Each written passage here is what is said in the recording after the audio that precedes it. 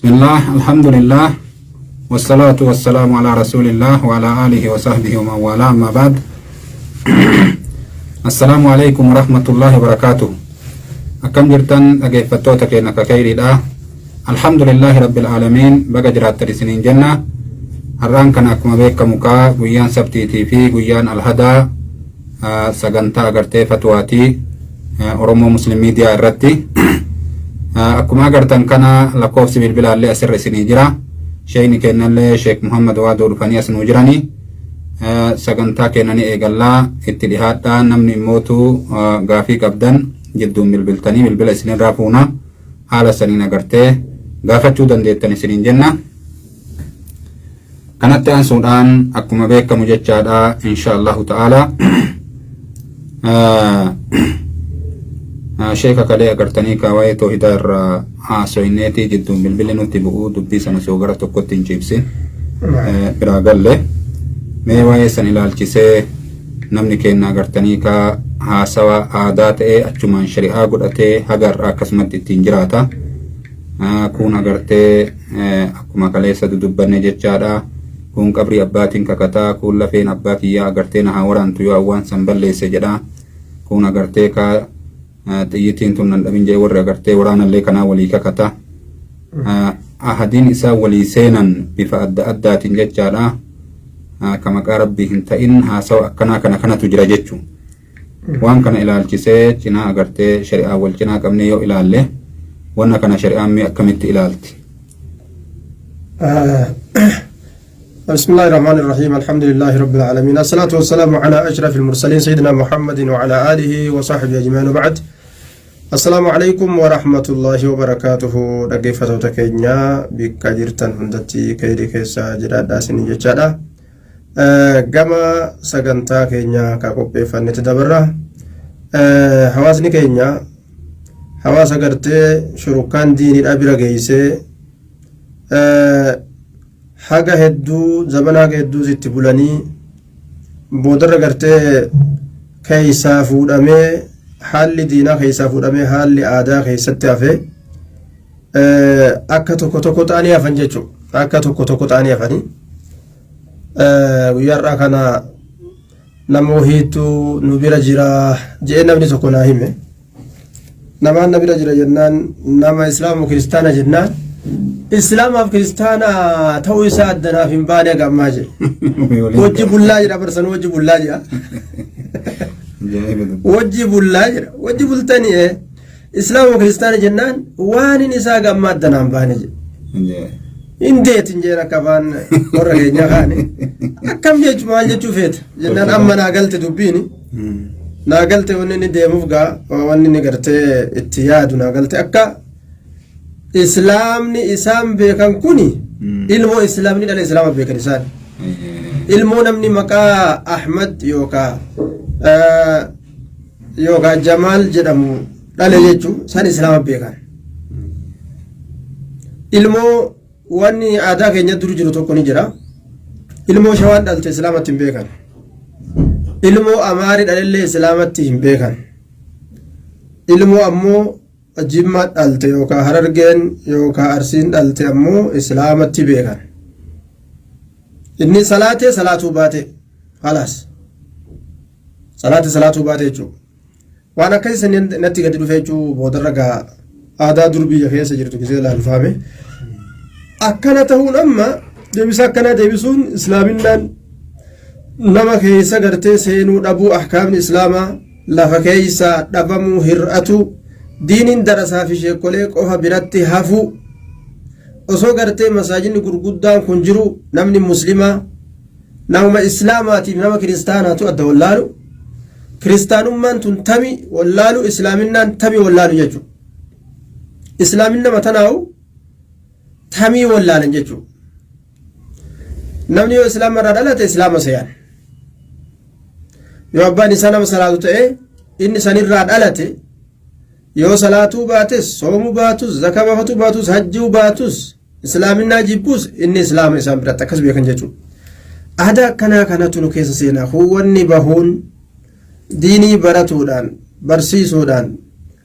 aaliman keenya lallabuudhaan kanaan baha jechuudha. Namni gartee kakuun wallaaluuf akkatti kakatu wallaalee wannuuf abaaruuf wallaalcha diinaatirraaj abaarsi gartee hama abaarsi hamaadha abbaan uf dha'uuf hin dandamu jedhani egaa abbaan ufitti qaceelchee uf dhawe ambatu irra wayya jechuu abbaan eega uf dhawe uf hin dandamu jedhan duuba akka malee uf godha akkasuma abaarsi abbaan uf hin darbatelleen hamaa beek duuba ka abbaan uf abaare dhiisi nama tokko ka abaarsaa haqa hin godhatin ka abaarsaa kan godhatin yoo abaaran biyyan diimtuu si haa nyaattu yoo jetteen nama tokko ka inni abaarsaa kan godhatin jechuudha abaarii hamtuu takka yoo irra buusan abaarii sun kaatee eeysa dhayxii nama samii dhayxeeti bikka seentuu gartee fulaa itti cufanii bikka seentuun qabduu gaddeebiti yeroo gaddeebite nama gartee abaaran nama abaarii san itti darbatan bira dhayti yoo inni kan godhatin isan seentu as garagalti jechuudha samii dhayxeet samii seenuu hin dandeessu dachii dhayxeet dachii seenuu hin dandeessu dhayxeen nama abaaran san bira dhayti nama abaaran san bira dhayti bikka seentuun qabdu namni suraqa waan hin godhatiniif as deebitee nama abaare san halaakti namuma gartee nama abaare sanitti deebitee jechuudha namni tokko yoo nama abaare nama biraatu jechuudha haqaan malitti ilaala haqaan malitti mataa isaatti halaakama ufumaaf jecha afaan ofii adabachuu qaba jechuudha namni akkanumatti abaarii aadaa uummata keenyaa ka biyya biraa keessatti haga deddeebine saba hedduu agarre kana saba haga tokko agarre abaarsa akka uummanni keenya abaaru hin dhageenyan uummata biraati irratti namni keenya osoo nama yaamin abaarsa eegala biyyeen isa haa nyaattu namtichi maaliyyoo sun namtittiin sun yookaan namtichi sun eessa jira dura abaarsi dura baa'u jechuudha arraba dura yaamsa dura ka bira jiru ni abaaran ka fagoo irraa jiran ni abaaran ilma ni abaara intala ni abaara niitii isaa ni abaara isiileen akkasuma jaarsa abaarti garuu hin dhageessistu malee ijoollee mafi bira teessee abaarti ijoollee mafi bira teesseeti abaarti yoo inni dhufe akka hundattuu hin dhageessifattu sodaaf jecha ofirraa hunni jette biyyeen diimtuu si haa nyaattu ilmoo ufiiti yoo jiru si haa dhabani uuyitee si haa dhabani yoo jiru kan inni bar jala hawwaatu jiru iseenni jiru mucaa yaame uutee si haa dhabani eessa jirta jedhan inni nu awwaate awwaachakee haa dhabanii jedha lafti si haa nyaattu lafa lixe ogguu jedhaa yaamu yoo lafti sun nyaattee gartee du'ee gartee qabrii seenillee namni yaadda'u ka cinqatu isuma ufi ammoo afaaniin adaban qabu yoo qaban qabaan guutu yoo gadhiisan ammoo lafa guutaa ka jedhan sun ka akkanaati nama yoo qaban qabaan guunne ka yoo gadhiisan ammoo lafa guutu jechuudha yeroo inni abaare san akkasumatti yoo rabbiin gartee biyyeen si haa nyaattu jedhee akkuma san biyyeen ilmoo san fudhatte yookaan jaartii jala fudhatte san bira dabree sangaa ufiitu abaara sangama sanuu gartee ogguu san gartee duuba jalaa ka du'u taate booda deebi'eeti uf abaaru seenaan mallee ana haa nyaatu anumatu afaan kiyyaan nyaatee jaabar achi booda illee uf abaaru seena anuman nyaate anatu akkana jedha afaan kiyyaan nyaate anuma haa nyaatu jedha ammas lubbuun isaa baarii jalaan baatu uf abaarurraa nama abaarurraa beeyladaa abaarurraa wanni inni abaarre jiru jechuudha bal gartee abaarsi dubartiidhaa fa'a rasuulli ni dubbate alayhi salaatu wassalaam yuksirna la'ana abaarsa heddummeessanii jedhe abaarii shari'aa islaamaa keessatti jibbamtu wanni dubartii jahannamitti naqu inarra hedduu dubartiitu jahannam seenaa rasuulli dubbate sababni kanaa maali yeroo jedhaniin abaarsa heddummaatanii jedhe jaarsatti kafran jedhe abaarsa heddummaatan jedhe wanni takka distiin jalaan baatu googiraan isii jalaan baatu shunkurtiin isiin ciccirtuu fi ableen ittiin ciccirtus dugultu rabbi isaa dugulchu jettiini ablee gartee duuba namni abaaru namni shunkurtii nyaachuuf deemu abaaru ija nu gubdee si haa gubuu tana je'aatuma gartee ka wanni takka jalaa hin hafne halqin akkanaa maali jetta tuuba اللعانون لا يكونون شفعاء يوم القيامة أو كما قال عليه الصلاة والسلام والروا أبار قياك يا مادا لبو في أباري نمو في أباري دجي أباري سمي أباري لكو أباري لا تسبوا الديك فإنه يوقظ للصلاة جنبين كان عليه الصلاة والسلام لكو نرب سناجي أكرمت أفان به في وانفر أنما قديس انتو لا تسبوا الرياء فإنها تأتي بريه وانجر نبين كان عليه الصلاة والسلام رحمة أفتي بوبين الرب سنادا رحمة أفتي جي لكون الرب سنا صلاة نما دميساجي دوبا وما ربي حتى وان أفان بين الرسول توجد ببي أفان بين الآن رحمة ربي تنفتي لكو بيلدا والنسين جنجلوشو رقا أبارو وما في دقرتي أبارو هنكب تجيشو دوبا وروني نما أبارو قياك يا ما لا يكونون شفعاء مغانتانا ما سينون دندان دري نمني قرتي فرمات اتبربادو تقياما ناسنتي warra manguddummaa seenuu danda'u miti ofiifuu badii hedduu qaban waan ta'aniif kanaaf abaariin jibbamtuudha ni kakannatti uf abaarutti jiranii halaaka hattaa nama salaata keessa jiru rasuul alayhi salaatu wassalaam ka hirribni isa dhufe salaaturraa dhoorge maaliif ka hirribni isa suurse yookaan yaani akka malee itti jabaatee daw isa godhee zal isa godhee waan arraba isaatiin jechuu sila gartee barbaachisu wallaalchisee hirribni allahumma ighfir li jechuuf allahumma affirni ka jedhufa jechu yaa rabbi na araaram jechuudhaaf yaa rabbi fuula kiyya biyyatti rigi kayo abaarsa tasaa abaarsa yeroo arrabni nama dogongoree sanuu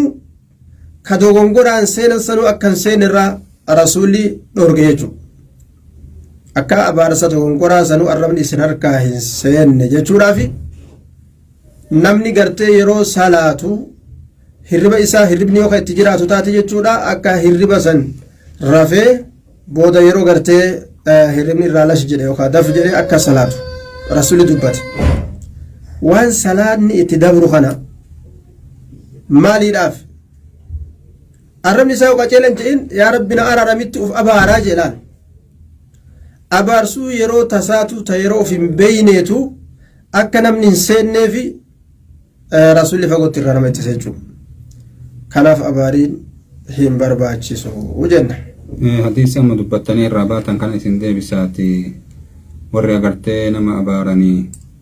eega rakkoon akkasii ka isaan mudatu taate guyyaa borii agartee manguddummaa namaaf seenuu hin dandeenye warri karaa haqaa irratti nama abaari hoo amma warri kuni kami keessa ka hadiisni itti baanu kun warruma karaa haqaatittuyyuu nama abaarumoo zollomamee nama abaarumoo kam akkamatti abaarii heddummaatu karaan ta'ee karaa maleen ta'e.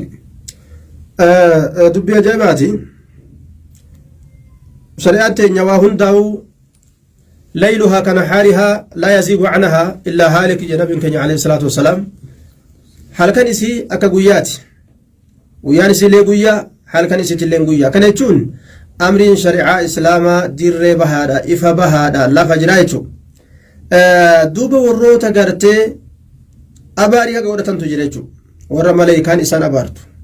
ورى خالق إسان أبارو كملايكان إسان أبارتو ويلعنهم اللاعنون والروا أبار مؤمنتوني كإسان أبارا كأباريها قولة تجرى warroonni abaarii haqa godhatan kun warroota gartee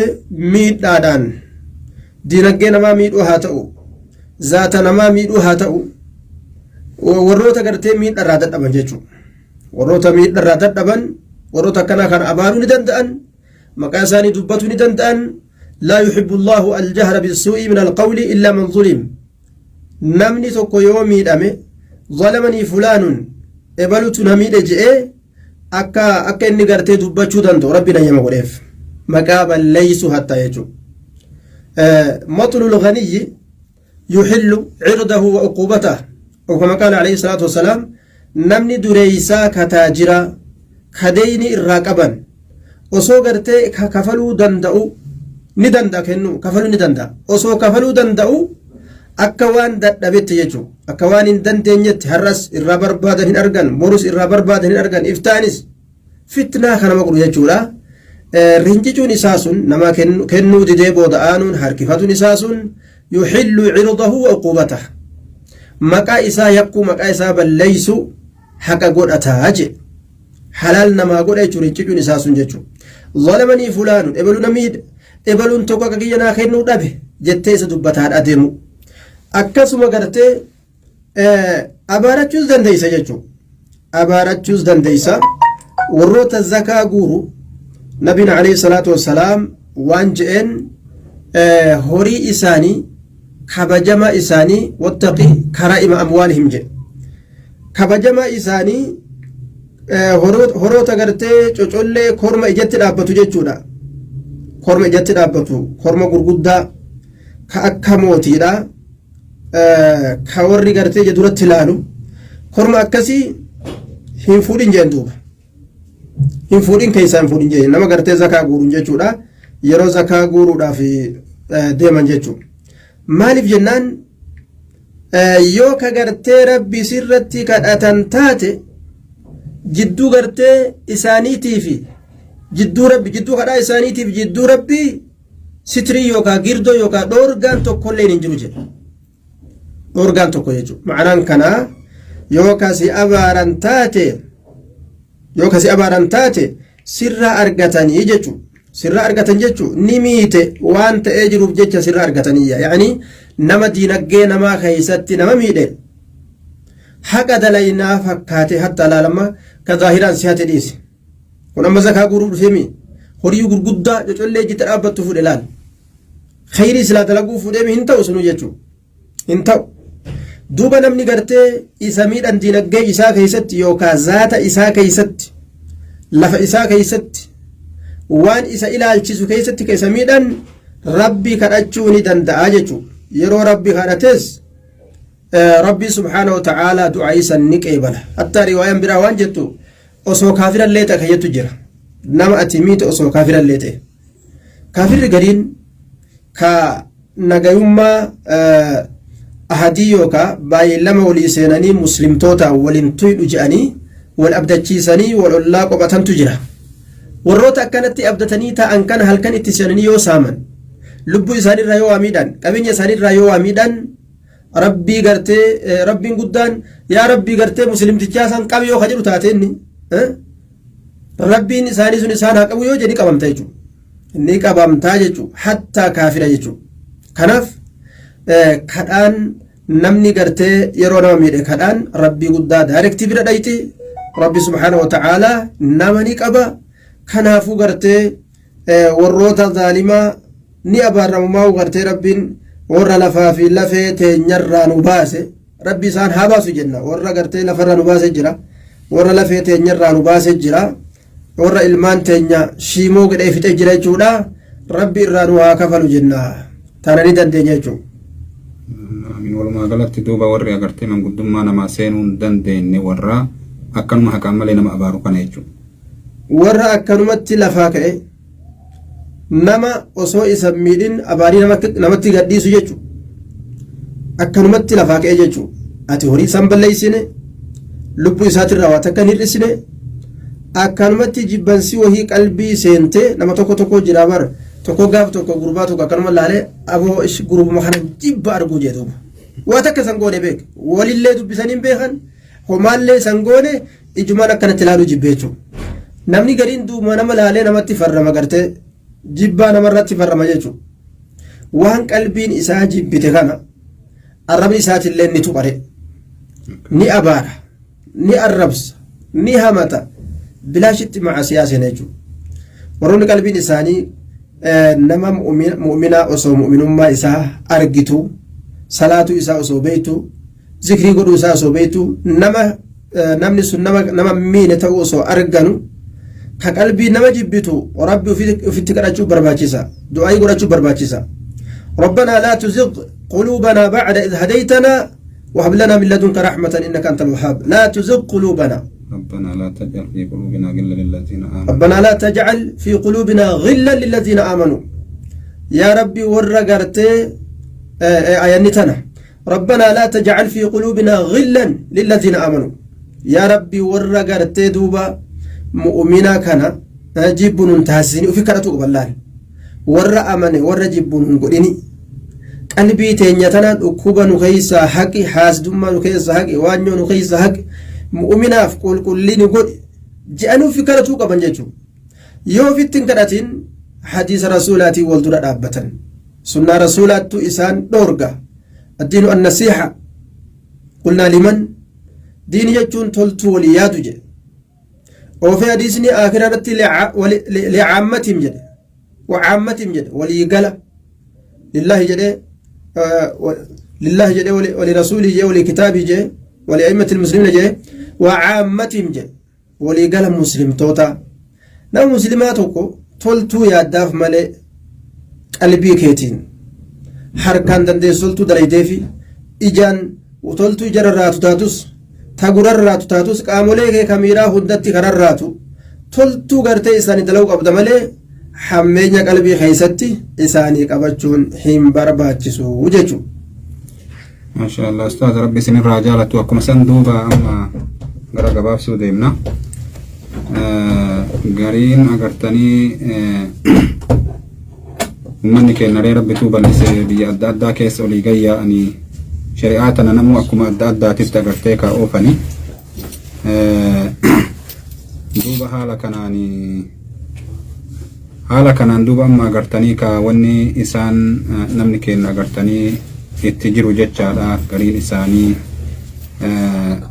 ummanni agartanii wannaadha jechaadha. Biyya Arabaa deeman amma Suudaaniin faa gizee kakattu wannabi jetti. Masriillee waan san ilma qabdi irra guddaa Suudaanii qaba gizee kakatan wannabi jedhanii akkasitti agartanii kaa nama kana akkasiin qaban waan irraa bitti maali yoo jedhanii akkasitti agartanii kakuun isaanii garasiin dhufu. Kennallee shari'aa Muhammad namaan jedha namni gizee agartanii kaa amma waa nyaata faa abboo kottu nyaadhu takkiyyuu taa'i hin bahini yoo namaan jedha yoo inni ka'e abboo shari'aa Muhammad taa'i takkiyyuu shari'aa Muhammad nyaadhu jedhan. Jechi sunii fi akkasuma ammallee agartee kakuun isaan wannabi jedhanii akkanatti kakatan kuni mee akkamitti ilaalama ilaalcha agartee shari'aatitti? Bismillah ar-Rahman ar-Rahim. Namni uuma qaba ajaa'iba akkuma Arabni qabdu san keenyalleen kun akkuma jettan kana qaba jechuudha. Shari'a Allaahi jedhan shari'a Allaahi yookaan shari'aa nabii jedhan. Shari'a Allaahi yeroo namni waa nyaatu jechuudha. Shari'aa rabbiitiin si qabne. Shari'a Allaahi akkana jedhani shari'aan si qabne yeroo jedhan shari'a yeroo jedhan jechuudha. Shari'a jechaan seera rabbiin gartee dalagaa jedhe ilma namaatiif file jechuudha. Jannatatti argattanii kabajaa shari'aatiif jecha nu bira hin dabrini jechuu isaaniiti. Kabajaa shari'aatiif jecha kabajaa seera rabbiin ilma namaati dalagaa jannata argattan jedhe saniitiif jecha nu bira hin dabrini jedhan akkana jedhan. Duuba akka kana jechuun nyaatarratti gartee shari'aa rabbiitiif jecha na wajjin deemii shari'a Allah na wajjin deemii shari'a Allah na wajjin taa'ii shari'a Allah na wajjin nyaadhu shari'a Allah na wajjin maalii ta'i jechuun isaanii gama tokkoon rakkinan qabu. Gama tokkoon ammoo rakkinaatu gartee mul'ata jechuudha. Sila eega gartee shari'a Allaahi eega gartee silaa gartee rabbiin nama qabna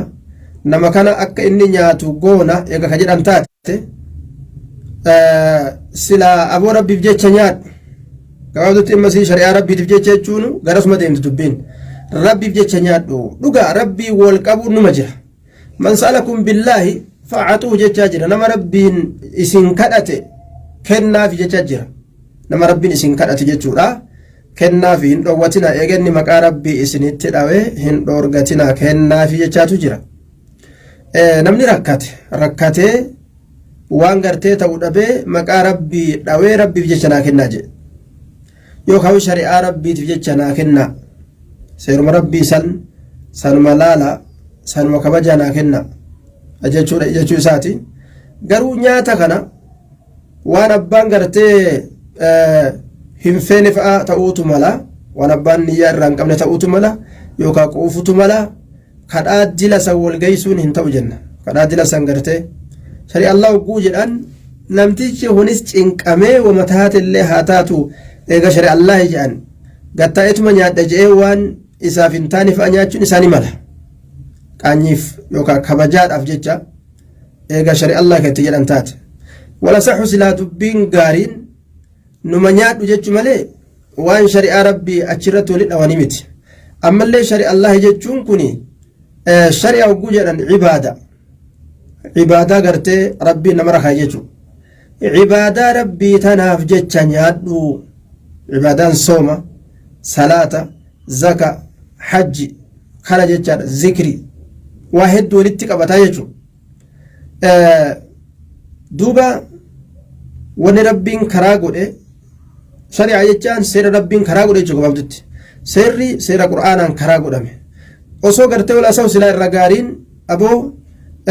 qur'aana rabbiitiif kabajaa qur'aana rabbiitiif jecha kalaama rabbii jechuu kalaama rahmaaniitiif jecha yoo silaa jedhanis xiqqasho gartee ni fakkaata kalaama rabbiin buusaniif jecha seera itti dalagan saniif jecha oguu jedhan shari'a Allah oguu jedhan seera itti dalagan saniif jecha jechuudha ta'a walaa kullin kun hundinuu hin barbaachisu jennaa waa'ee kanarratti jechuudha shari'a Allah jechuu fi shari'a Muhammad jechuu fi kana jechuun isaan hin barbaachisu jennaa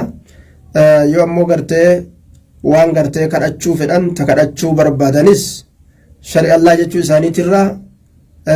Allahaaf jecha lillaahi liajlillaahi je'anii waan hadiisni itti jiruuf jecha san gartee nama rabbiin isin kadhate kennaafi jechuun sun waan jiruuf jecha kanaaf jecha rabbiif jecha naa kennaadha jechuu ni danda'a akkana jenna wallahu a'lam bisawaab akkasuma amma warri arabaallee wannabi jedhanii akkanatti suudaanii fa'aa agartanii hedduu waan kanaan agartanii kakattii kuni akkami duuba gama agartanii shari'aatii yoo wal cinaa qaban ummanni suudaanii kun akkasuma masriinis waan kana ni dubbatti wannabi jedhan rabbiin kakachuu dhiisaniiti nabiyyiin kakatan jechuu maleekaan kakachuu haa ta'u dhagaan kakachuu haa ta'u shayxaanaan kakachuu haa ta'u kakuun rabbiirraa achi garagalte hundinuu takka isa nama silaa yoo wannabi jedhan san kakuu bareedduu godhatan jechuu akka isaanitti nabiyyiidhaan kakatanii kakuu bareedduu godhatan jechuu akkuma nama laati uzzaan kakateete jechuu rabbiin malee kakachuun shirkiidha moo fedheenuu oguu ta'e jechuudha rabbiin subhaanahu wa ta'aalaa hin jaalatu isatti qindeessu la malak muqarrab wala nabiyyu mursal kama fedhe haa ta'u jechuu malaayikaa isa bira jirtu haa taatu nabiyyi ergamaa ta'e haa ta'u abbuma fedhe haa ta'u isa malee waan biraa gabbaruu hin fedhu isa malitti waan biraatiin kakachuu hin barbaadu rabbi subhaanahu wa ta'aalaa hal fi dhaalika qasamun lidhii hijr je rabbiin kakatee waan uf fedhuun kakatee eega kakatee booda waan an ittiin kakadhe kanaan kakatuun nama aqlii qabuuf ni jiraare hin jiru je khaliqni uumaa isaatirraa waan fedheen kakate jechuudha wana caadiyaati je fedhu gartee faradoo jihaadaatiin kakata fedhu laa uqsimu biyoomi liqiyaamati jedha guyyaa qiyaamaatiin kakate jechuudha fedhu gartee qur'aanan kakata yaasiin wal qur'aan ilhakiim waan fedheen kakate jechuudha ammoo ilma namaatiif hal fi dhaalika qasamun lidhii hijr waan rabbiin ittiin kakatu kana keeysatti kalaama rahmaani waan rabbiin ittiin kakatu kana keeysatti ilmi namaa kakachuun ni qaba hin qabu jechuudha ilmi namaa rabbii guddaadhaan qofa kakachuutu isarra jira jenna nabiyyiitu beeka jechuutu akka jiran mallee rabbiif rasuula beeka jecha jedhamu tokko jira tana dubbii rabbumaaf rasuula beeka roobni gartee yoo dhufu jiraate fakkeenyaaf roobni kun ni rooba rabbiif rasuula beeka waan akkanaa keessatti rasuulan fidatan barana boonni ni bu'amuun bu'u rabbiif rasuula beeka barana atootni midhaanii barakaan isaa akkamiin heddummaata molaata maal fakkaata rabbiif rasuula beeka akkanan jedhan wanni gartee rabbiif rasuulatu beeka keessatti jedhan shari'aa rabbii fakkeenyaaf waan soomanatirraa yoo haasawan ahkaamni isaa yoo nama dhibe rabbiif rasuulatu beeka ni jedhama waan salaatatirraa yoo haasawan murtiin isaa yoo nama dhibe rabbiif rasuulatu beeka ni jedhama ammoo waan gartee rasuulli hin beeyne rooba gad dhufutti jiru rabbiif rasuulatu beeka ka roobu kaan ilmoo garaa jirtu ta rasuulli hin beeyne jechuudha ilmoon teetun dhiiramoo dhalaadha ta garaa si jirtu yoo jedhanii intala takka gaafatan rabbiif rasuulatu beeka jechuu hin dandeessu hin beeku rasuulli tana waan inni beekuu miti jechuudha akkasii jechuun maal ta'a shirkii ta'a jechuudha kanaafuu waan akkanaa shirkii jedhanii beekanii baratanii irraa fagaachuu barbaachisaa sheer walii godhaa dubbii shirkii tana jannanni hin argamu yoo shirkii irraa fagaatan malee osoo amma gartee mucayyoon gartee funyaan aliifii takka dhuftee asii utaaltee qullaa utaaltee arraba kana gartee keessaa gabbaastee wala goote akkatti arraba kana namni mabar silaa laal mucayyoo ajaa'ibaa takka dhufe akkana jee namni itti wal fixa akkasumatti gartee gurbaan tokko osoo bootiin kiyyaan bootiin miti boodii san ofirraa baase boodii qomaa tan ofirraa baasee osoo gartee rifeensa qomaa dabbasaa isaa kana garsiisee asirratti utaale namu ammaan tana sheer walii godhee argaa laala booka akkana ajaa'iba macasiyaa tana dafee namni wal jala facaasa khayrii tana shayxaanni nama rafisa ofedha garii nama ni rafama yeroo kana rabbi nu haa sattaru garuu si warri as jirtan kun khayrii majennee si yaanna khayrii dhuftanii inshallah khayrii isinitti irreeyna facaasa obboleeyyan keessanii gaa waan toohidaatii jabaadha obboleewwan keenya waan akiraan nama ittiin qulqullooytu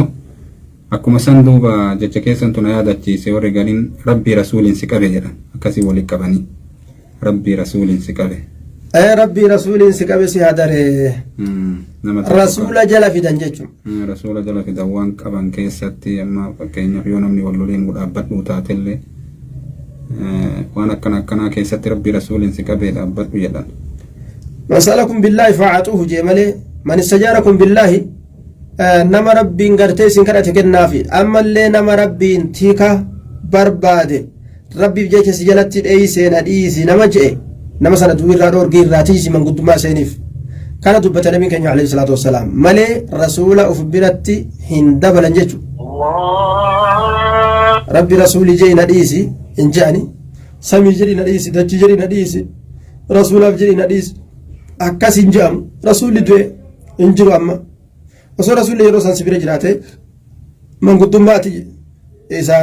manguddummaa seentee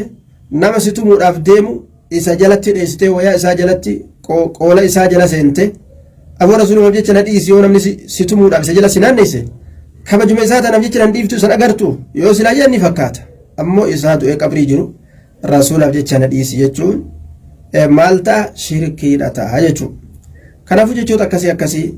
fayyadamuun hin barbaachisu jenna. Akkuma san haasawa nama kennaa irraa akkuma kaleellee baay'ee haasayaa turre haasaa kana gabaabdutti namni agartanii yeroo walii kakatullee ahadii walii seenullee yoo ahadii kana sitti diigeetiin hin jedhe lafeen abbaa kiyyaa na haa waraantuu ka abbaan du'ee qabrii jiru jecha akkanaa kana warra jedhu kabbaartan irra jirti moo tawbama irra jira? Namni kuni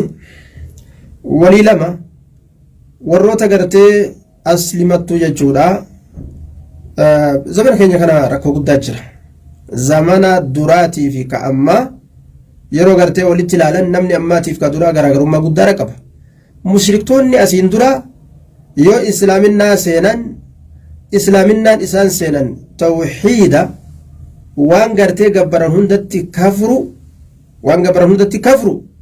خارق قف جبروا محمد هلان اتأمنوا سني زمان كينيا كان أمو ني صلاة ني صومنا شيخ حسين يامتا عبد القادر جيلاني يامتا أو أدى أبيو في خرافات أدى جلدي مجو زمان كينيا كان دوبا نمني قرتي مسلمون ما إساق كل ليس حالا قرتي بيكو هنجو جيشورا يعني ولي قال أنا أكثر دري سنتي جتوكية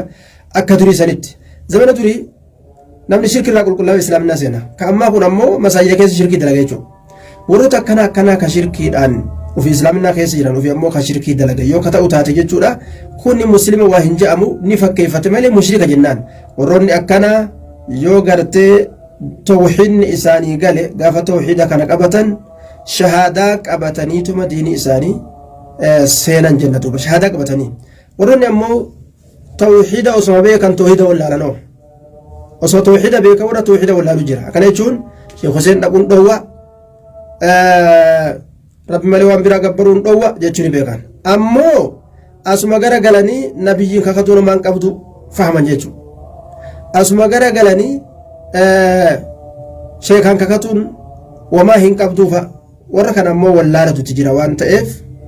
wallaalatti jira waan ta'eef yoo barsiisan yoo hubachiisan irraa diba waan ta'eef asli qalbii isaanii keessa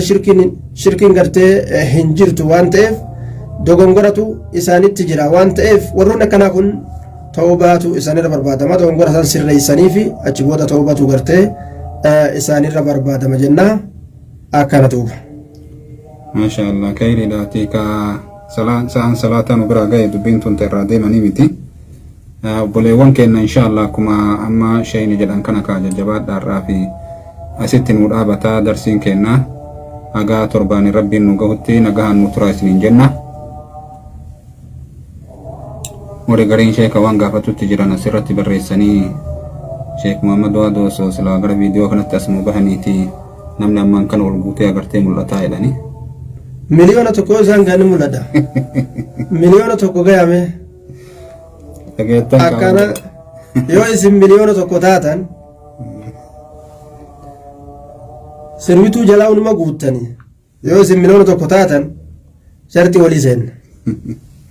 Dhageettanii mire osoo Sheek Muhammad Waadoo as baheeti silaa agartee ka namni amma kana ol guuta warri jettan dubbii dhageettan. Sheekni kun hin bayaati miliyoona tokko gayaa jedhan amma agarra kaa torbaan ammaa dhufa akkasiiti rabbiin kayrii haa godhu jajjabaadhaa ka sheer walii godha dubbii toohidaa tana rabbiin haa faamisu namni amma waa'ee agartee fuudhaa heerumaa kana osoo haasawine ni beeynaa kana ola heddummaata immoo bakkitee tana hedduu agartee waan isaaniin galinii fi wanna jedhanii dubbiin tun immoo dubbii jabduu qabrii ofii namni ittiin tolfatu. Inshaallahu ta'ala yoo rabbiin fedhee torbaan dhufullee rabbi achiin nu eege haasawni keenya kanumarraa ta'a jabaadhaatti dhihaadhaa isiniin jenna wal barsiisaa miidiyaa kanallee Oromoo Muslim miidiyaa agartee ka irratti sagantaan kun torbaanirraa guyyaa lama dhihaatu jechaadha jabaadhaa wal barsiisaa dhihaadhaa isiniin jenna har'aaf immootu yeroo waan nutti gaheef asumarratti dhaabnaa assalaamu alaikum warahmatullahi wabarakaatuh.